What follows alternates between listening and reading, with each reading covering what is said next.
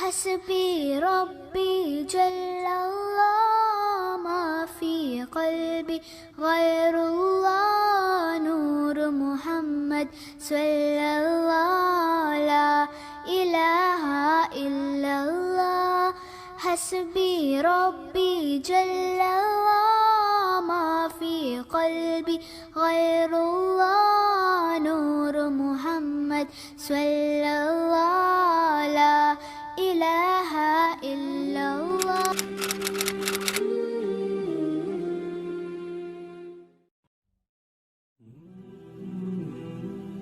Ya khalqallah, wahai makhluknya Allah, ma ta'rifuna khaliqakum haqqa ma'rifati.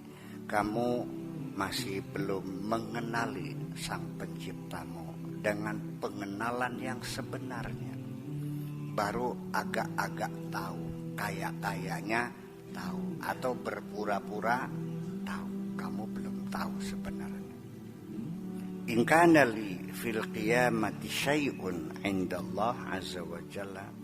Andaikan aku ini nanti di hari kiamat punya sesuatu pemberian dari Allah, diberi satu kekuatan, la ahmilanna athqalakum min awwalikum ila akhirikum. Niscaya akan kupikul semuanya beban kamu dari sejak dahulu kala sampai akhir zaman. Saya pikul semua. Andaikan aku punya kekuatan itu. Ya muqri', wahai sang pembaca Al-Quran, iqra alayya wahdi, silahkan baca di sini kepadaku sendirian. Ayo sok baca sendirian. Min duni ahli samawati wal ard, tanpa disaksikan oleh siapapun penduduk langit dan bumi ini. Yuk kita baca sendirian. Kullu man ya'malu bi'amalihi. Kayaknya ini kullu man ya'malu bi'ilmihi. La'alla so'ab aja, barang siapa yang mau mengamalkan ilmunya.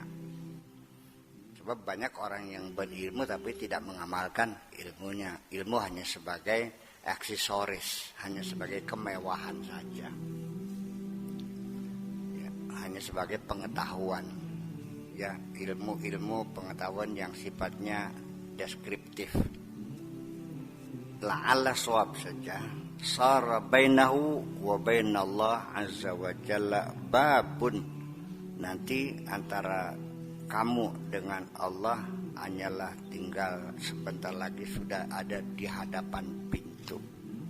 Yadkhulu qalbahu atau yadkhulu qalbuhu minhu alaihi. Melalui pintu itu nanti hatinya akan masuk dalam pintu itu.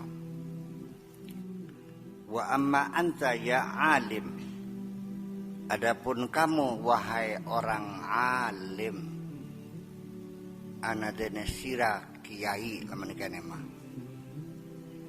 fa mustaghilun bil qila wal qal, sibuk dengan isu sana isu sini, gosip sana gosip sini, kata anu kata ini, kata imam ini, sibuk kola-kola pragat-pragat sampai asat kabeh kola.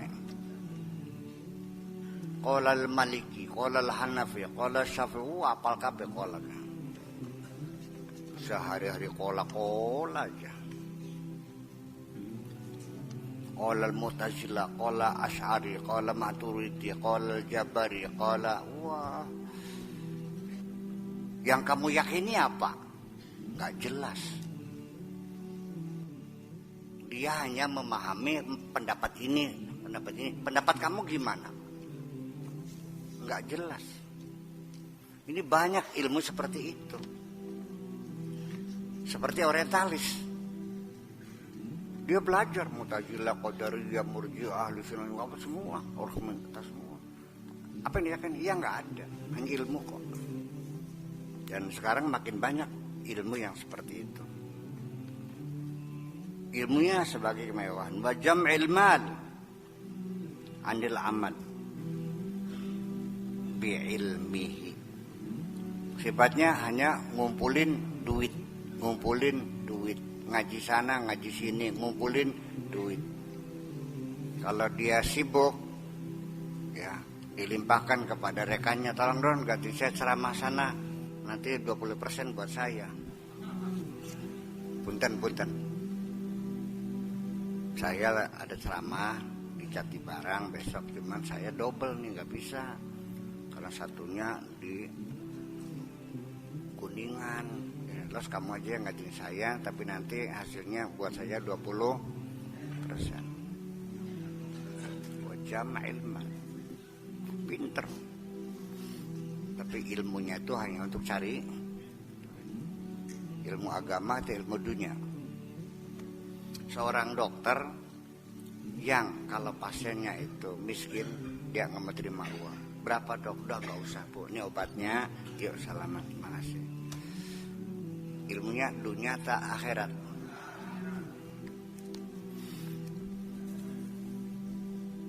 Iya kan? Iya. Jadi itulah persoalannya. Kita jangan tertipu. Jangan tertipu semuanya. Allah tahu semuanya kok. Allah tidak bisa kamu tipu. Allah tahu semua. Perilaku kamu Allah tahu semua. Tahu diri aja lah. Gitu. Ini bukan kata saya, ini kata Syekh Abdul Qadir Jailani nih. Saya hanya menerjemahkan aja nih. Anil amali bi ilmihi, lebih banyak cari duit daripada mengamalkan ilmunya itu. Ilmunya hanya sebagai aksesoris, hanya sebagai barang kemewahan, hanya sebagai pajangan-pajangan, hanya sebagai dekorasi-dekorasi. Fala jarama yaqa'u biyadika minasurati dunal makna. Maka tidak ayal lagi, tidak asing lagi, tidak mustahil lagi, nanti akan jatuh ke tanganmu hanya berbentuk surah dunal makna, hanya fisiknya saja, tapi maknanya, metafisiknya kamu tidak dapatkan. Ini persoalan makna dan surah. Dari sejak zaman dahulu kala, orang dalam memahami Tuhan Sang Pencipta itu kalau tidak berbentuk fisik, tidak kelihatan, nggak paham Tuhan itu seperti apa. Qalu lan nu'mina laka hatta narallaha jahratan. Saya nggak mungkin percaya kalau belum melihat Tuhanmu secara terang-terangan. Itu dulu. Sampai Nabi Musa juga terhanyut, terbawa. Rabbi arini anzur ilaika. Karena terlalu harus dibuktikan secara fisik. Paham nggak? Nah itu ketika kita sampai kepada Nabi terakhir, laisa kamitsli syai'un, Allah tidak seperti apa-apa, menjadi tidak mengerti. Kalau nggak bisa dilihat, nggak bisa ditangkap, nggak bisa didengar, ya berarti nggak ada. Jadi pada era Nabi Muhammad inilah baru manusia dibawa dalam pemikirannya memahami makna, bukan hanya surah, bukan hanya fisik, tapi metafisik yang ada di belakang fisik ini, itu yang. Dan sesungguhnya yang membentuk kehidupan kita, perilaku kita, sebetulnya bukan benda yang kelihatan, tapi adalah ideologi yang dibangun dalam pikiran kita, bangga. Ya. Dalam bangunan teologi, pemikiran Islam, Kristen maupun Yahudi, mungkin proses daripada kausa lima atau penyebab pertama yang tidak disebabkan oleh sebab yang lain adalah Tuhan. Ada terminologi menurut dia juga pernah mengatakan A sama dengan B, B sama dengan C, C sama dengan D, dan seterusnya. Ini kemungkinan tidak bisa menjadi tujuan. Karena apa? Karena memang ini semuanya akibat. Nah, terus ada yang kedua lagi, A sama dengan B, B sama dengan C, C sama dengan D. kembali lagi D sama dengan A. Ini kemungkinan juga tidak mungkin menjadi Tuhan karena memang itu tidak mungkin menjadi penyebab semua.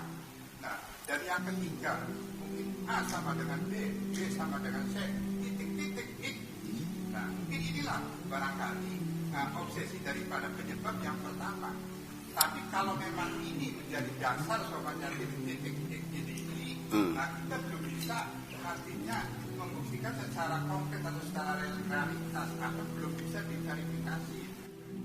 Sekarang saya mau jujur aja. Orang yang tidak percaya adanya Tuhan, saya meyakini dia tidak akan bisa membuktikan secara pasti bahwa Tuhan tidak ada. Ya kan? Dan orang yang bertuhan pun tidak akan bisa membuktikan Tuhan itu ada secara physically. Kalau kita berpikirnya secara fisik, secara musyakhasat, artinya musyakhasat itu yang berbentuk, yang itu musyakhasat, itu tidak akan mampu memahaminya. Jadi orang-orang yang sudah berpikir secara mujarradat, sudah tidak terikat lagi dengan fisik. Sesungguhnya kita pahamnya, namanya DPR itu adalah parlemen, Dewan Perwakilan Rakyat. Tugasnya adalah sebagai lembaga legislatif. Orang kampung yang sederhana berpikir baru tingkatan musyakhasat. Yang dia tangkap hanya orang-orang yang keluar masuk di gedung itu. Lihat bangkunya, kursinya, lampunya, gedungnya, gajinya, rumah dinasnya. Ya kan? Dia tidak bakal bisa menangkap bahwa ini lembaga legislatif. Lembaga legislatif tidak bisa dilihat mata, bro. Itu konsep. Lembaga itulah yang mengeluarkan undang-undang yang mengikat kehidupan kita bersama. Dan itu lembaga tidak terikat dengan gedung, dengan manusia. Bisa berganti kapan saja lembaga itu. Di mana lembaga legislatif? Kita tidak bisa menunjukkan di sini tempatnya di mana. Di meja ini, oh itu mejanya Pak Fadlizon. Ini, oh ini lembaganya Pak Hamzah. Oh ini mejanya ini. Ya di mana legislatifnya? Adalah dalam pikiran kita. Pak Jokowi dipilih secara konstitusional. Sifat konstitusionalnya Pak Jokowi terpilih bisa dilihat mata nggak? Bisa. Sekalipun kita buktikan hasil rekapan pemilunya, itu kan yang angka. Legalitasnya bukan di sini, tapi kekuasaan yang tidak bisa dilihat oleh mata. Ini kita cek alam mujarradat. Ya, sampai nanti masalah aras, masalah kursi, masalah kolam. Kamu kan musakhosat ini nih. Kiranya kolam seperti ini. Itu kan keputusan. Kursi itu kan kekuasaan yang tidak bisa dilihat. Jadi harus ya itulah makanya kita sulit untuk mengajak orang berpikir secara abstrak itu. Ya kalau memang dia belum mampu. Makanya terjebak semua agama dulu selalu Tuhan itu diwujudkan dalam bentuk tompekong, dalam bentuk pohon, dalam segala macam. Karena bagaimananya nggak kelihatan sih. Bisa ditangkap pemirsa ini. Seperti begitulah kira-kira. Jadi ya susah. Nah, ketika Anda nanya, oke saya kenal Tuhan, ya kenal. Coba ceritakan seperti apa? Ya saya nggak mampu untuk menceritakan Tuhan saya. Karena Tuhan saya tidak seperti apa-apa, itu gimana? Dan kalau dia tidak seperti apa-apa, bagaimana saya menerangkannya? Mungkin yang saya terangkan perasaan, ya apa yang saya rasakan. Kalau bisa ceritakan, tidak mungkin Anda bisa menangkap perasaan saya seperti yang saya rasakan. Seperti saya mengagumi seorang perempuan yang cantik. Saya ceritakan, Anda pasti tidak akan bisa mengagumi perempuan itu seperti saya mengagumi. Itu seperti itu. Jadi disitulah suatu wilayah yang ketika kita sudah masuk kepada ma'ani, alamul ma'ani, itu ya disitulah satu kelas-kelas kemanusiaan dalam kecerdasan berpikir. Semua ide-ide besar itu nggak ada bentuknya. Nanti beli demokrasi, kayak apa sih demokrasi? Kayak apa bentuknya? Ya tataran, iya bagaimana yang nggak kelihatan, tapi itu konsep pemikiran. Paham begini kan? Nah makanya ketika dinama amru idza arada syai'an yaqulu lahu kun fayakun, memang Allah bicara dengan mulutnya, lalu kun ada kaf dan nun, itu tidak seperti itu. Artinya Allah itu kalau menciptakan, apapun yang keluar adalah berupa kalimat dan terjadi. Kalimat Allah itu wujudi, hak wujudnya benar ada, bukan dalam imajinasi. Ada. Dan semua yang dicipta itu itulah namanya kalimat Allah. Iya kan? Kemudian lagi, kita jangan salah paham. Lau anal bahram bidadan li kalimati rabbi lanafidal bahru qabla an tanfadha kalimatu rabbi. Kalau lautan menjadikan tinta untuk menulis kalimat-kalimat Allah, akan kering lautan dan tidak akan pernah selesai kalimat Allah. Yang mana kalimat Allah? Ya ini kita, kamu, saya, kalian semua. Ini adalah lampu, listrik, HP. Ini semua ada kalimat Allah semua. Apapun yang dicipta oleh Allah melalui kehendaknya, kun maka terjadi. Kalau kita mah bukan mencipta, merubah bentuk kita. Betul enggak? Karena Allah kan dari tidak ada menjadi ada, dan adanya benar-benar ada. Nah, itu. Jadi persoalannya kalau itu mah tadi yang ditanyakan itu adalah persoalan silogisme dalam logika Aristotelian. Logika Aristotelian itu juga oleh John Dewey itu dibantah, ada beberapa kelemahan dalam bentuk silogisme itu. Kenapa? Orang kadang-kadang kurang teliti menguji hubungan antara A sama dengan B. Tanpa diuji langsung B sama dengan C. Hubungan B dengan C juga tidak teruji. Baru hanya dugaan, perkiraan. Kullu bid'atin, kullu muhdatsatin bid'ah. Betul enggak? Belum tentu. Wa kullu bid'atin belum tentu. Wa kullu dhalatin finnar belum tentu. Sudah belum tentu. Kenapa Anda kesimpulkan?